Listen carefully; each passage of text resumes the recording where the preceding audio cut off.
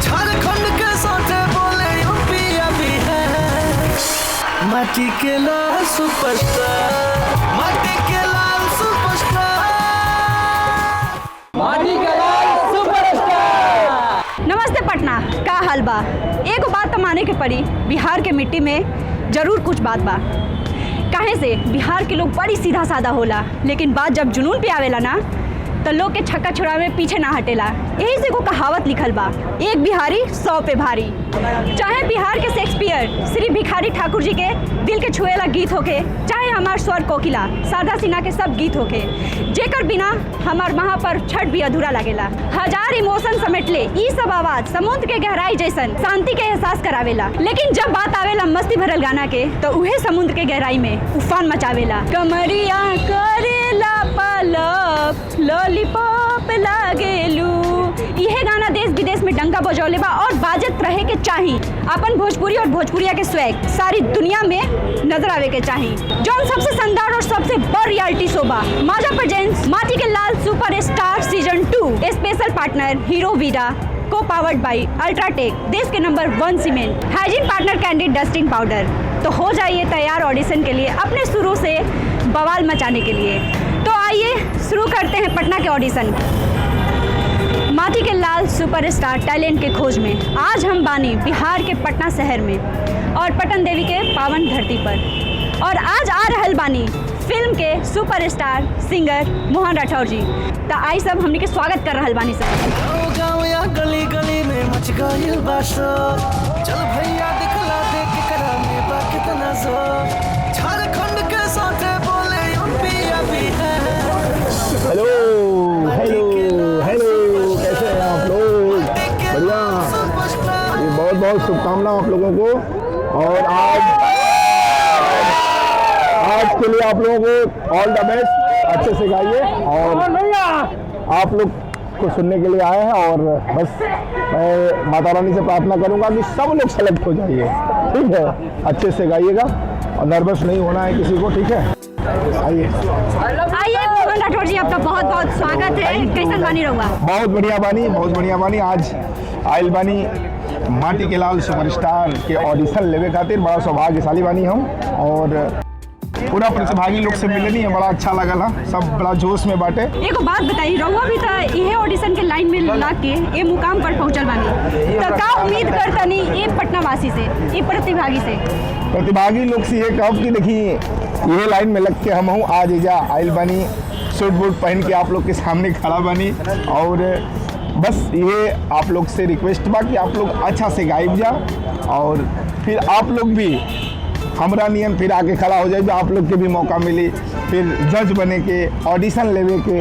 तो हमारा तरफ से ढेर सारी शुभकामनाएं आप सबके। तो प्रतिभागी के कौन 3 बात ध्यान में रखे के चाहिए? सुर लय ताल तीनों सही रही तबे बवाल मची। जैसे कि सुर लय ताल लेकर सही रही उहे बढ़िया से आगे जाई, हमनी के माटी के लाल के सुपरस्टार बनी।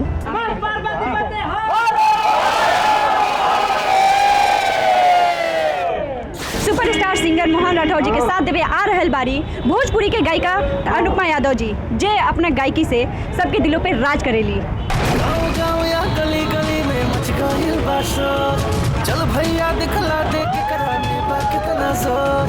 झारखंड के साथे बोले यूपी अभी है।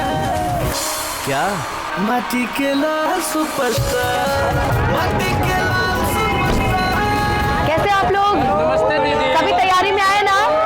पक्का? ऑल द वेरी बेस्ट, ऑल द बेस्ट, ऑल द बेस्ट। बहुत बहुत स्वागत बा अनुपमा बहुत जी। बहुत धन्यवाद। कैसन बानी? बहुत बढ़िया, रहुआ कैसन बानी? बहुत बढ़िया। बताइए कि भीड़ देख के का लगता? लग रहा बा कि आज पूरा लड़का लोग एकदम तैयारी में आइल बाटे। लड़का तो लड़का, सारी लड़की लोग भी आज तैयारी में आइल हमरा तो बाटे। लगता रहुआ के देख के और ही लोग तेज हो गए। भाई हम तो प्रोत्साहित करम ना सबके, और सबके हम आज ऑल द बेस्ट बोल देले बानी। सब तैयारी से आइल बड़ा नी? तो ठीक बार बोल दे एक बार, ओम नमः पार्वती पते।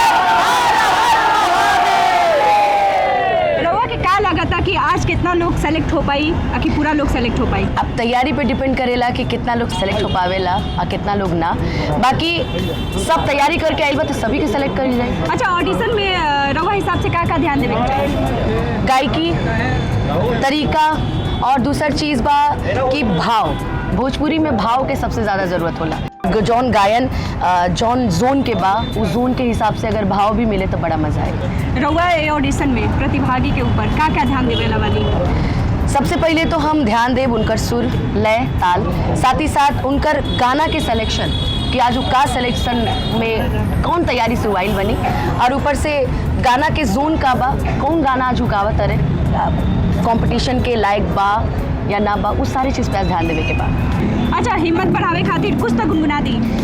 अब भाई जब हिम्मत बढ़ावे के बात आइए गई बात तो सुनावे के तो पड़बे करी कि माटी को सोना करने, माटी को सोना करने वाली कलाकारी है जी। हाँ हम बिहारी है जी, पूरे संस्कारी है जी। हाँ हम बिहारी है जी, पूरे संस्कारी है जी। बहुत अच्छा लगन हमरा। आई और अनुपमा जी के स्वागत करी। बहुत बहुत धन्यवाद। चलिए अब माटी के लाल सुपरस्टार सीजन 2 के ऑडिशन बा पटना में। और क्या नाम बा राहुल? हमारा नाम नरगिस परवीन बा। और कहाँ से आइल बनी? गाजीपुर से हम आए हैं। क्या लागता ऑडिशन में कैसन तैयारी बा? अब उतना दूर से आए हैं तो मन में कुछ ना कुछ उम्मीद लेके ही आइल बाटी एजा। हम सबके मन में कुछ ना कुछ उम्मीद बा कि हम यहाँ तक आइल बाटी तक कुछ ना कुछ करके जाई एजा से। तैयारी जौन कैले बनी तनी गुनगुना दी। अंगूरी में डसले बिया नगनिया रे ननदा, दियरा जरायदा, दियरा जरादा, अपन भैया के बुलादा, नसे नसे उठेला दर्दिया रे ननदा, दियरा जरादा। क्या बात भाई, गाना सुन के तो लागता कि अंदर बवाल मचे वाला बा। माजा प्रेजेंट्स माटी के लाल superstar season 2 special partner hero Vira, co powered by UltraTech, देश के number 1 cement, hygiene partner candidate dusting powder के ऑडिशन। तो सबसे पहले हम अपना जजेस लोग के स्वागत कर चाहतनी। तो मोहन जी आपके बहुत बहुत स्वागत बा, और अनुपमा जी आपके भी बहुत बहुत स्वागत बा। बहुत बहुत धन्यवाद पल्लवी जी, आपके भी स्वागत बाटे। और आज बड़ा ही अच्छा दिन बाटे, फिर हमनी की भोजपुरी के एगो अलग घमासान मचे जाताटे। आज प्रतिभागी लोग आइल बाड़न जा दूर दूर से, और हमनी के ऑडिशन लेवे के, जैसन लोग गाई वैसन हमनी के चुनाव करे के स्वागत बाटे। बहुत बहुत धन्यवाद मोहन जी। अनुपमा जी आपके भी बहुत बहुत स्वागत बा। बहुत बहुत धन्यवाद पल्लवी जी, रउआ के भी बहुत बहुत धन्यवाद दिल से। और बड़ा खुशी हो रहल बा मोहन भैया के साथे देख के। और आज प्रतिभागिन से ज़्यादा हमनी के बड़ा एक्साइटमेंट में बानी कि आज सुने के मौका मिली, दिखे के मौका मिली। तो इंतज़ार अब ऊपर हो रहल बा, हम चाहब कि जल्दी से बुला दी। तो चलिए हम अपना पहला प्रतिभागी के बुलावल चाहता नहीं। नमस्कार सर और मैम, मेरा नाम नरगिस परवीन है और हम गाजीपुर से आए हुए हैं। का सुनेबू आज? लोकगीत सुनाने जा रहे हैं। भोजपुरी आवेला? भोजपुरी आता है। हम मालिनी अवस्थी जी का फोक सॉन्ग सुनाने जा रहे हैं अभी। ऑल द बेस्ट गाइन। ठीक, आराम से, घबरा के ना, बढ़िया से।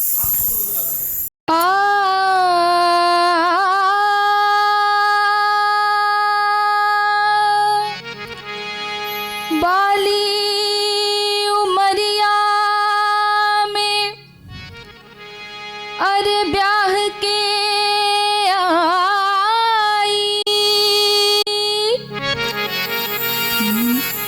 मैं भोली बलमा नादानी,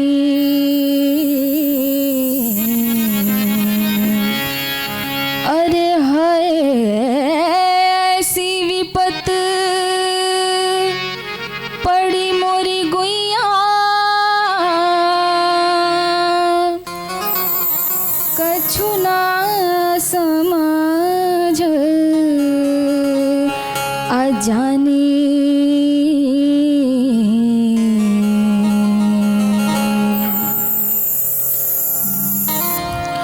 सैया मिले लड़कैया मैं का करूं, सैया मिले लड़कैया मैं का करूं, सैया मिले लड़कैया मैं का करूं, सैया मिले लड़कैया मैं का करूं सैया मिले लड़कैया मैं का करूं सैया मिले लड़कैया मैं का करूं सैया मिले लड़कैया मैं का नरगिस जी। करूं। आपने मालिनी दीदी का ये गाना गाया है, नो डाउट बहुत सुंदर गाया आपने। कल्पना दीदी के कोनो गाना अगर रउआ आवत होके तो हम सुनल चाहो।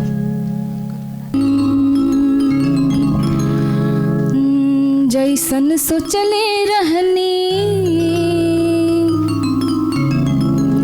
जैसन सोचले रहनी वैसन पियवा मोर बाड़ा सावर न गोर बाड़ा हो जैसन सोचले रहनी वैसन पियवा मोर बाड़ा सावर न गोर बाड़ा हो थोड़े छरहर पातर मोट थोड़े थोड़ बाड़ा हमके एकर सावर न अंतरा सुना था। गोर बाड़ा हमके एकर खाली अंतरा सुना था, खाली हम अंतरा सुनल चाहतनी बस। बड़ा निक लागेला बलम जी के बोलिया जब ले आइल बाड़ा अपने घर डोलिया। ठीक है, ये गाना तैयार नहीं है लेकिन आप अच्छा गा रही हैं, बहुत अच्छा। अच्छा कोशिश। बाकी मोहन भैया बताइए। ठीक बा, इंतजार करा तू।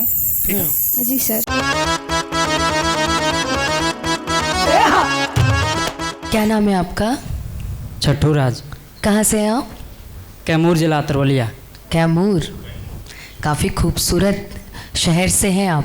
क्या सुना रहे हैं आज? मैम एक लोकगीत सुनाइए। हर की जहिया से प्यार भइल, जहिया से प्यार भइल के तोहर से गुजरिया तहिए से हो तोहरे के खोजे ले नजरिया ए गोरी तहिए से हो तोहरे के खोजे ले नजरिया ए गोरी तहिए से। धन्यवाद, बहुत अच्छा, बहुत अच्छा। फिर नेक्स्ट बार आवे खातिर आप तैयारी करके फिर बुलावल जाइए आपके, ठीक है कानुकमा? हाँ, और अच्छी तैयारी करो, बहुत अच्छा गाओगे आप। क्या नाम है आपका? मिट्ठू दुबे, मिट्ठू, कहाँ से? बक्सर। तैयारी में हो? जी। देखो बढ़िया सुनाना, ओके। बहुत हम लोग को एकदम अच्छा सुनने का मन कर रहा है।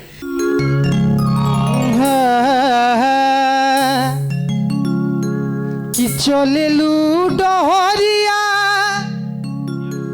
तो नदी बीच नैया हिलोर मारे आवे के बाद कि चले लू डहरिया तो नदी बीच नैया हिलोर मारे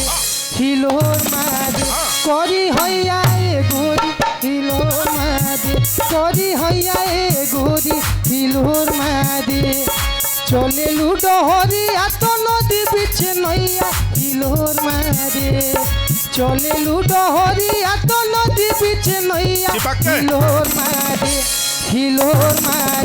करी हैया ए गोरी हिलोर मारे करी हैया ए गोरी हिलोर मारे।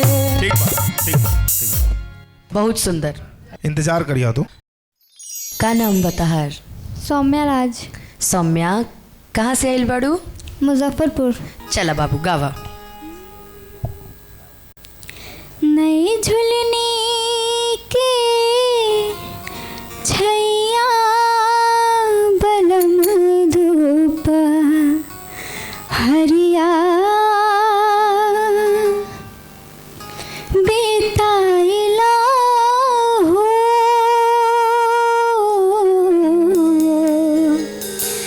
नई झुलनी के नई झुलनी के नई झुलनी के छैया सौम्या, सौम्या गायकी सीखे लू? हाँ। अच्छा, बढ़िया गावत तारू, लेकिन हम चाहब कि अगली बार पूरा तैयारी के साथ तू आव, हम लोग तारा के सेलेक्ट करके फाइनल तक भेजी। लेकिन अभी आराम से जा, तैयारी करा और अगली बार जरूर रही। ठीक बा? धन्यवाद बाबू। का नाम बा राउर? वैदिक तिवारी। अरे का बात बा, कितना प्यारा नाम बा। कहाँ से आइल बनी? आरा बिहार से। आरा बिहार से। तो कितना % रउआ तैयारी करके आइल बनी? 110%। तो थोड़ा सा गाना हम सुने चाहतनी रउआ मुँह से। जी जरूर। हो सब कहेला, क्या बात है। हो सब कहेला कि बहुते सुघर बाड़ू तू टोना लागे ना काची उमरिया में। क्या बात, क्या टोना लागे ना काची उमरिया में। क्या नाम है आपका? वैदिक तिवारी। वैदिक कहाँ से हो आप? आरा से। आरा, काफी खूबसूरत क्षेत्र से हो। तो क्या सुना रहे हो आज? लोकगीत। मोहन भैया सुना जाए? ऑल द बेस्ट।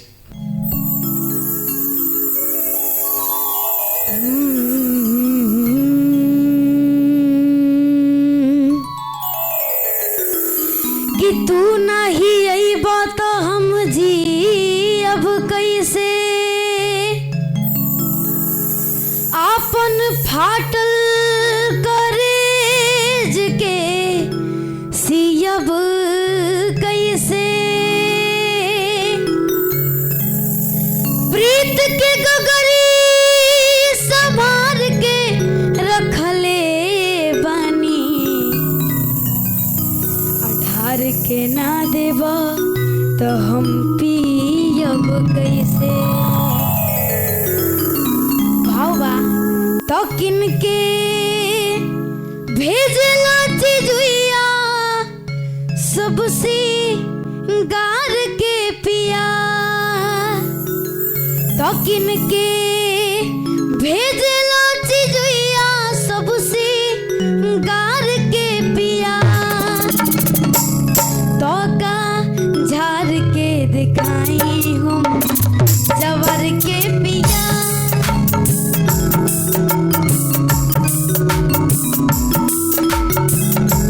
तो का झार के दिखाई हम जवर के पिया।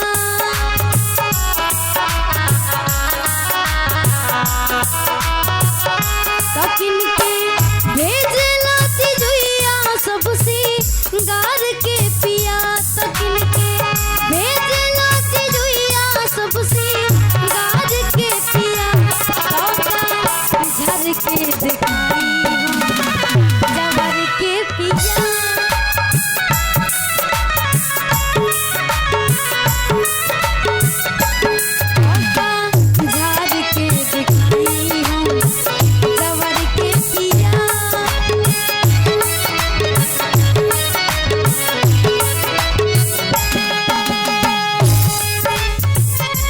वैदिक, बहुत अच्छा।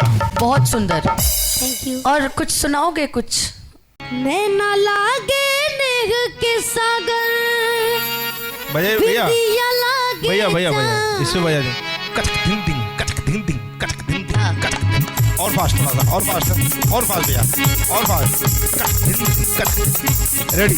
मैं न लागे नेह के सागर, बिंदिया लागे चाँद। तू जान हो, हमर जान हो, तू जान हो, हमर जान हो। मैं न लागे नेह के सागर, बिंदिया लागे चाँद। मैं न ठीक बात, लागे ठीक बात, ठीक। खूबसूरत वैदिक। तो के बतावल जाई, ठीक है, इंतजार करिए। हाँ।